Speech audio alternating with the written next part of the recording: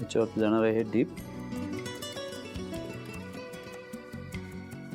आता इथे मी या सॅलडमध्ये वापरतो बाल्सामिक व्हिनेगर. तुम्हाला मागे बोललो होतो जसं हे इटालियन व्हिनेगर आहे. ऑलिव्ह ऑइल 2 चमचे, ब्लॅक पेपर, मीठ, थोडीशी साखर आणि याच्यात टाकतोय थोडीशी मस्टर्ड पावडर. बस.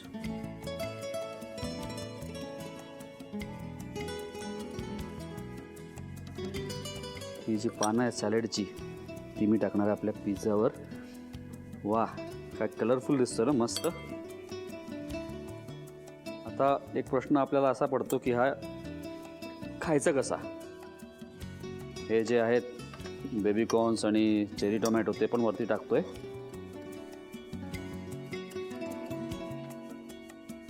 थोडेसे हर्ब्स, याच्यात थोडीशी बेझिलची पानं ती मात्र तोडून टाकतोय वरतून. त्याचे स्वाद खूप मस्त येतो, त्याचा वास मला खूप आवडतो बेझिलचा. फ्रेश बेझिल त्याने एक वेगळाच फ्रेशनेस येतो, खूप चव पण छान लागते. आणि असेल तर थोडंसं पार्मेझन चीज वरती थोडंसं टाकायचं आहे बस. पण नसेल तरी हरकत नाही, तसं पण ते आपला पिझ्झा एकदम टेस्टी लागणार आहे. मंडळी, आपला पिझ्झा तयार झालेला आहे. खूप कलरफुल मस्त वाटतोय. मला खात्री आहे तुम्हाला हा पिझ्झा नक्की आवडेल.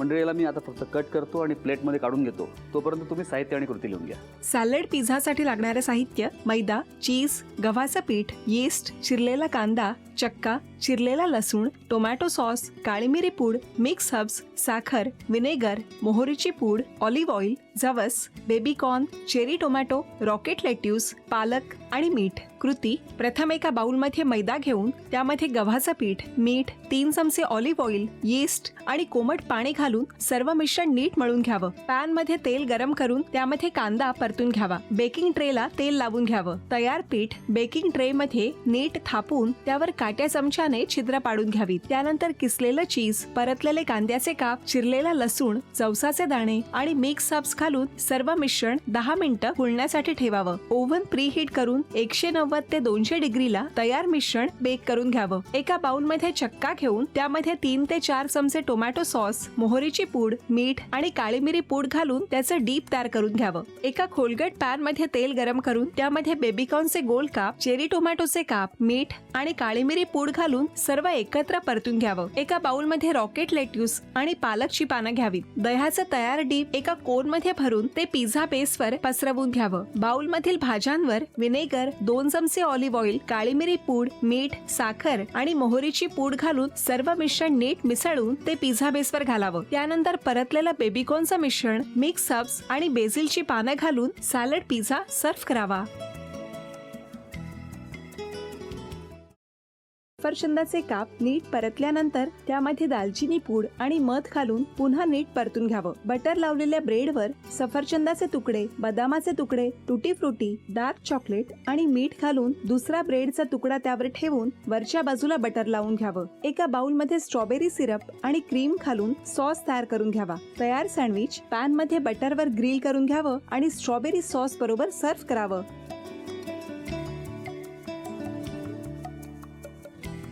हे जेव्हा बोलत होते तेव्हा मी बघत होतो की या दोघांनी स्वतःचा संसार उभा केलाच, पण स्वतःच्या संसाराबरोबर अनेकांच्या आयुष्यात आनंद निर्माण केला. तो आनंद महत्त्वाचा. हसत राहा, आनंदी राहा असं म्हणत शुभेच्छा देऊया. आणि ही झी मराठीकडून भेटवस्तू डेव्हिड तुमच्यासाठी. अभिनंदन. आणि वहिनींना तथास्तू पुणे यांच्याकडून ही पैठणी. अभिनंदन.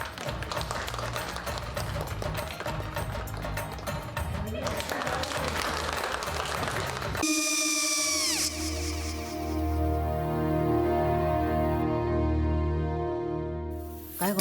हा काय झालं? काय झालं? काय काय आले, मी निकाल लावून आली. हो, पण तिची आईच काय बोलली? तिला वाटलं का सगळ्या निशाने आपल्या चुका कबूल केल्या का? आई, मी चांगलं सुनावून आली आहे. त्या तिची बाजू घेत होत्या, पण मी लक्ष दिलं नाहीये. खूप झालं आता. चांगुलपणा खूप झाला. मऊ दिसलं ना की कोपऱ्याने खणतात ना माणसं, ते असं. अहो पण आईच म्हणली काय तिची, पटला काय तिका? मला माहिती नाहीये. आई मी तुम्हाला नंतर फोन करते. हो आणि आई बाबा जे बोलले त्याचं वाईट नका वाटून घेऊ. सॉरी. सॉरी काय त्या. नेहा आले. आई मी येते. हो काकू येते.